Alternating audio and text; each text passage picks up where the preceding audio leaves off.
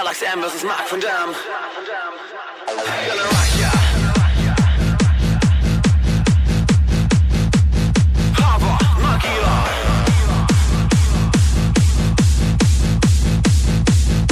Erklärt.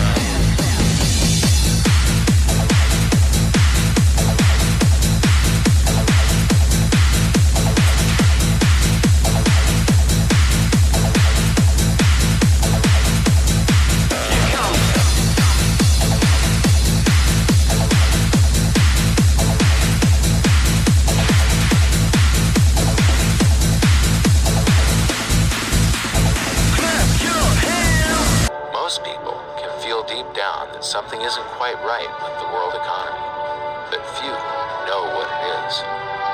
Gone are the days where a family can survive on just one paycheck. Every day it seems things are more and more out of control, yet only 1 in a million understand why. You are about to discover the system that is ultimately responsible for most of the inequality in our world today. The powers that be do not want you to know about this, as this system is what has kept them at the top of the financial food chain for the last 100 years. Learning this will change your life because it'll change the choices that you make. If enough people learn it, it'll change the world because it'll change the system. For this is the biggest hidden secret of money. Never in human history have so many been plundered by so few, and it's all accomplished through this, the biggest scam in the history of mankind.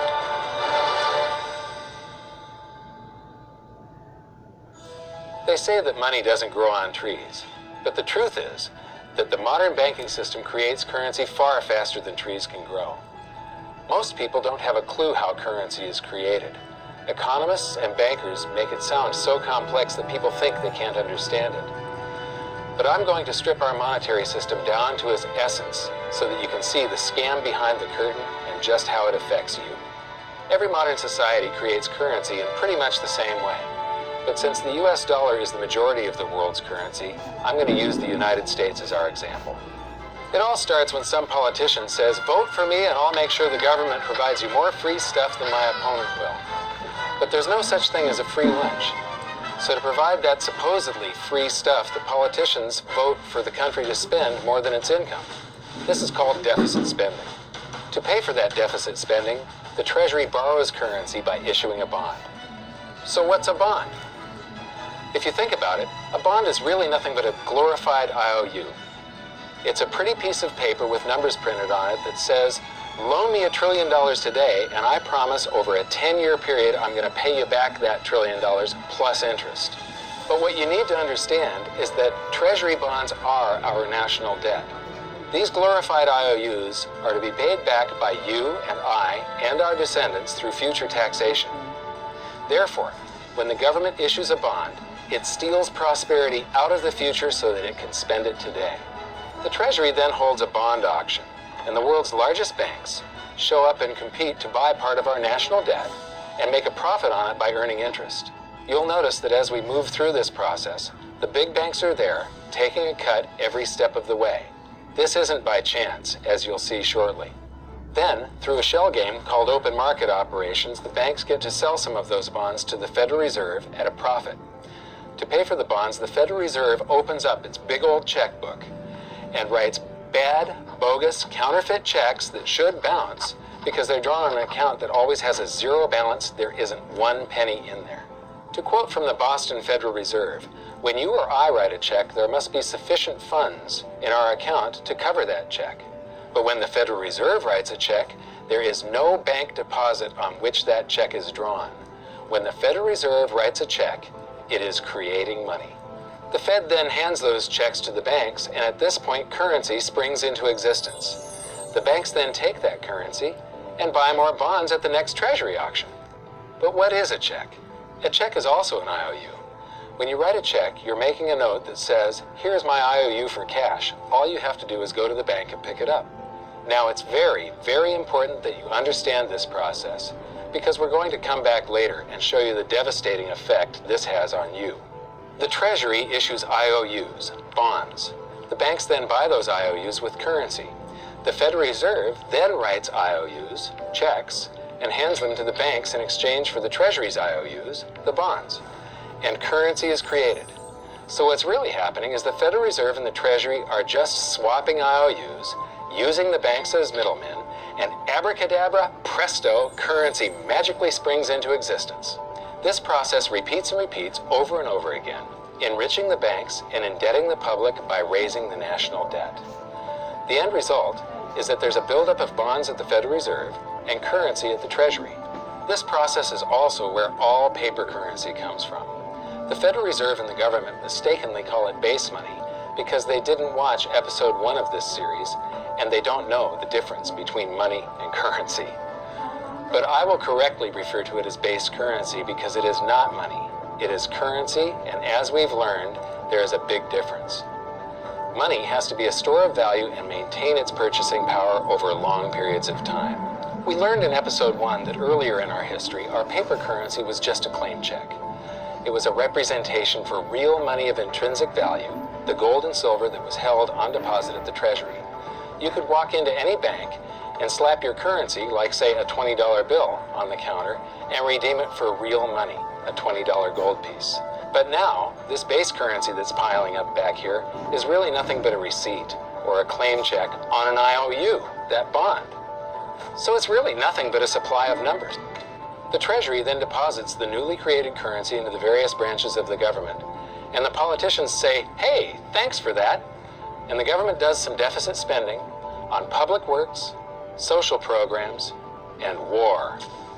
The government employees, contractors, and soldiers then deposit their pay in the banks. Now, this may come as a shock to you, but when you deposit your currency with the bank, you're not actually depositing it into an account to be safely held in trust for you. Instead, you're actually loaning the bank your currency, and within certain legal limits, they can do with it pretty much anything they please. This includes gambling in the stock market and loaning it out, at a profit, of course. Now this is where the machine of currency creation really gets cranking, because this is where something called fractional reserve lending comes into play. Fractional reserve lending is exactly what it says. The banks are allowed to reserve only a fraction of your deposit and loan the rest out. Although reserve ratios may vary, I'm going to use a 10% reserve ratio as our example. If you deposit $100 in your account, the bank can legally take $90 of it and loan it out without telling you. The bank must hold $10 of your deposit in reserve just in case you want some of it. These reserves are called vault cash. But why does your bank account still say you have $100 if the bank has stolen $90 of it? Because the bank left IOUs it created, called bank credit, in its place. Now I know this sounds crazy, but here it is in black and white from the Fed. Commercial banks create checkbook money when they grant a loan simply by adding new deposit dollars in accounts on their books in exchange for a borrower's IOU. These are nothing but numbers that the banks type into their computers. And even though these bank credit IOU numbers are very different from base currency numbers, because they only exist in computers, they are still currency. So now there is $190 in existence. Now, the reason people take out loans from the banks is to buy something. They're going to buy a house or a car or something like that. So the borrower takes the $90 that the bank loaned to him from your account, and he pays the seller of the item. But then the seller deposits that currency into his account, and his bank loans out 90% of that and leaves bank credit numbers in its place. So now there's $271 in existence. This process repeats and repeats until under a 10% reserve ratio, an initial deposit of just $100 can create up to $1,000 of bank credit, all backed by $100 of vault cash, just 10%. But as I said, reserve ratios vary wildly. On some deposits, it's 10%, on others, it's 3%, and on some forms of deposits, reserve requirements are 0. The result is that the expansion of the currency supply by the banks is far greater than even this example would lead you to believe. So once again, when currency is deposited in the banks get to lend it out, and then it gets redeposited and relent, redeposited and relent, redeposited and relent over and over again, creating bank credit all the way. This is where the vast majority of our currency supply comes from. In fact, 92 to 96% of all currency in existence is created, not by the government, but here in the banking system. Now, massive amounts of currency spewing into society may at first sound like a fun idea. That is, until you remember one of the most important hidden secrets of money from episode 1, that the prices of everyday goods and services act as a sponge on an expanding currency supply. The more currency we have, the more prices rise. This is where inflation comes from. The true definition of inflation is an expansion of the currency supply. Rising prices are merely the symptom. So our entire currency supply is nothing but a couple of bucks whipped up in this hocus-pocus scam where the Treasury and the Federal Reserve swap glorified IOUs, and a bunch of numbers that the banks just type into their computers. That's it. That's our entire currency supply. It's nothing but a supply of numbers, some of them printed, most of them typed, and there is nothing else. But if you thought that was crazy, get ready to enter the twilight zone of modern economics. We work for some of that currency supply. True wealth is your time, but we trade away moments of our lives, hour by hour, day by day, and year by year, for numbers that somebody printed on pieces of paper or just typed into a computer. Now those numbers represent our blood, sweat, tears, labor, ideas, and talent. We are what gives the currency its value. But here comes the really cruel joke. We work hard so that we can save some of that currency, so that we can pay the tax collector in the United States, it's known as the IRS. They then turn it over to the Treasury so that the Treasury can pay the principal plus interest on that bond that the Federal Reserve bought with a check drawn on an account that has nothing in it. Now let's do a recap on this section because this is where the system begins to rob you and I on a massive scale. Much of our taxes are not used for schools, roads, and public services, but to pay interest on bonds that the Federal Reserve bought with a check drawn on an account that has nothing in it. The Federal Reserve is committing fraud. But here's one of the biggest secrets of them all. Before the establishment of the Federal Reserve, there was no need for personal income tax. The Federal Reserve was created in 1913, and that very same year, the Constitution was amended to allow income tax. Do you really think this was just a coincidence? Ask yourself how much income tax you've paid over your lifetime. Much of it has been silently siphoned away into the hands of those who own the system.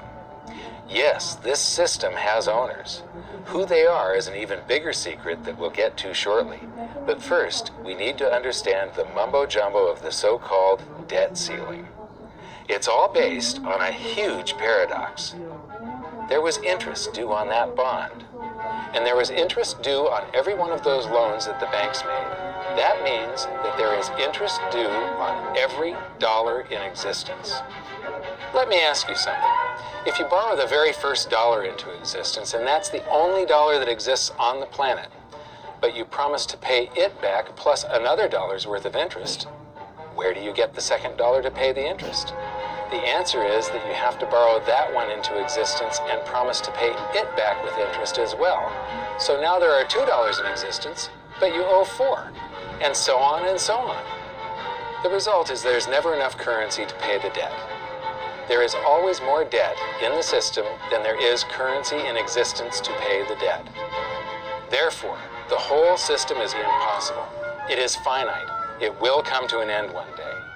What would happen if the government stopped borrowing to do deficit spending? Are the payments on those treasury bonds going to stop? What would happen if the public stopped borrowing and going deeper into debt? Are your house and car payments going to stop? No. There is a payment due every month on the principal plus the interest on every dollar in existence, and those payments do not stop.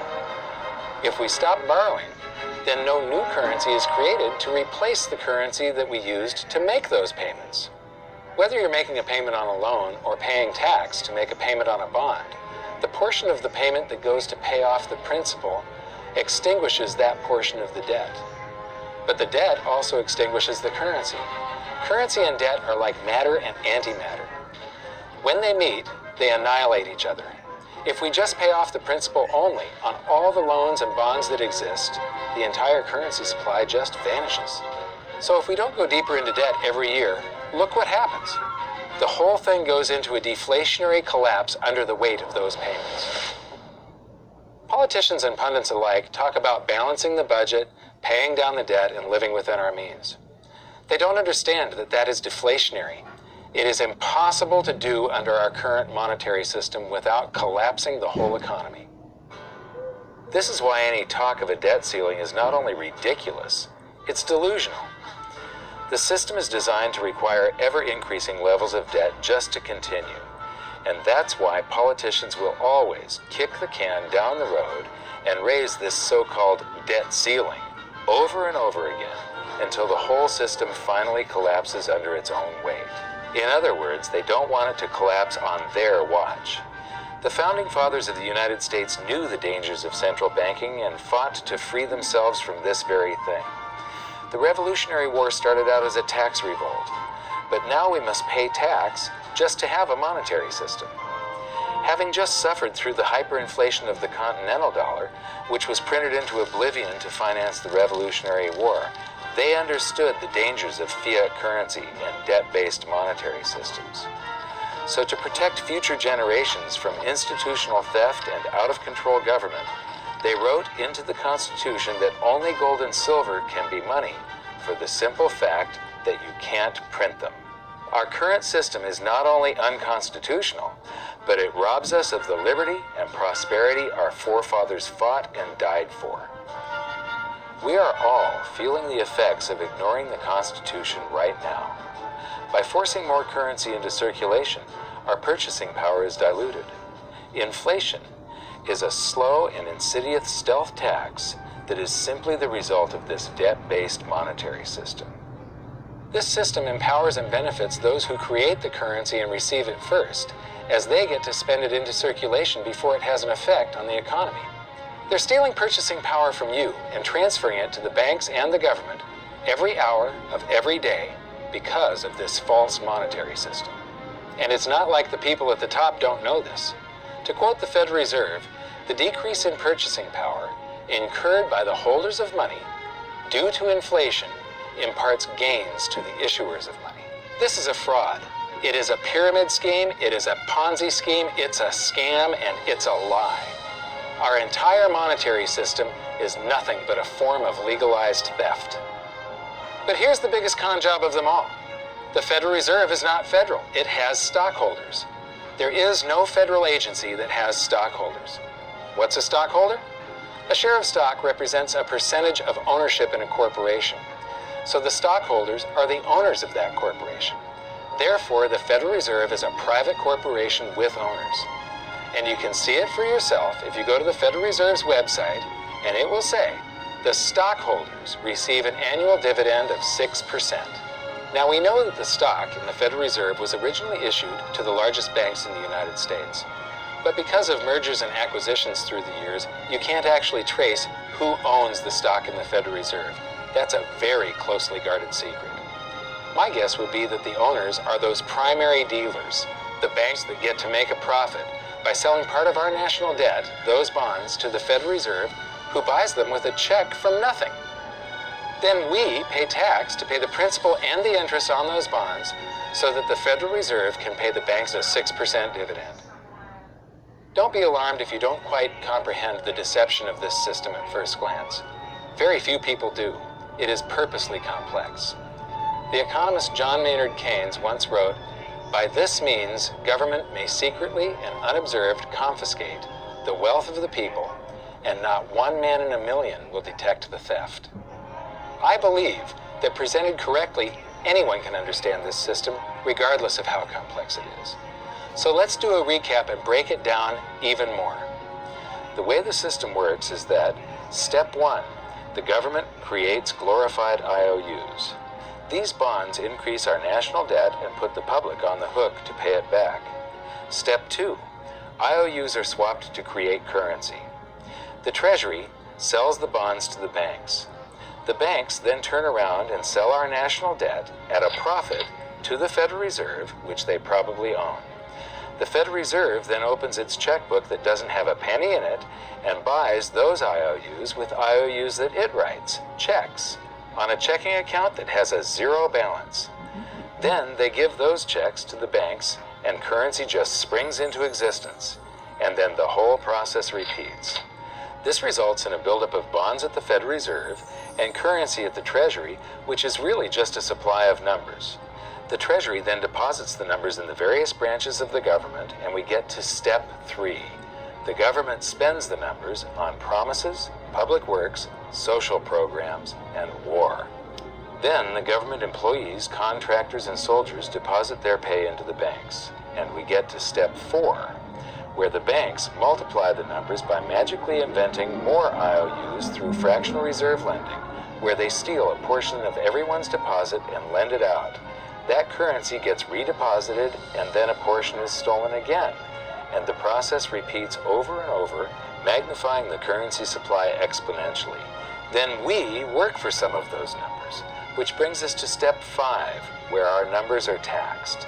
We pay tax to the IRS, who then turns our numbers over to the Treasury, so the Treasury can pay the principal plus the interest on bonds that were purchased by the Federal Reserve with a check from nothing. Then we get to step 6, the debt ceiling delusion. The system is designed to require ever-increasing levels of debt and will eventually collapse under its own weight because politicians always kick the can down the road. They don't want it to collapse on their watch. And finally, step 7, the secret owners take their cut. The world's largest banks own the Federal Reserve. Those banks make a profit selling our national debt to the Fed.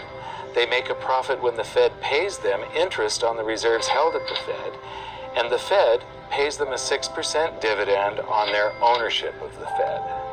This system is fundamentally evil. It funnels wealth from the working population to the government and the banking sector. It is the cause of the artificial booms and busts of modern economies, and it causes great disparity of wealth between the rich and the working class. And it is only possible because we no longer use real money, we use currency. But worst of all, it is a form of enslavement. Bond is the root word of bondage. Whenever a government issues a bond, it is a promise to make us pay tax in the future. Nobody asked you if you wanted to pay tax today for the prosperity we all enjoyed in the last century. Nobody is asking our children if they want to work hard in the future to pay for the prosperity we're enjoying now.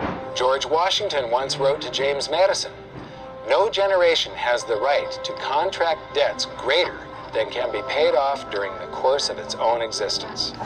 By stealing prosperity from tomorrow so we can spend it today, we enslave ourselves and future generations. Now this all sounds pretty bad, but there is great hope, for you are the greatest threat to this false monetary system. This system relies on the public being ignorant of its workings. Please share this knowledge with everyone you know, because an informed public that fully understands the system can build a better future for generations to come. And now I leave you with this quote, widely attributed to a former director of the Bank of England. The modern banking system manufactures money out of nothing. The process is perhaps the most astounding piece of sleight of hand that was ever invented. Banking was conceived in inequity and born in sin. Bankers own the earth.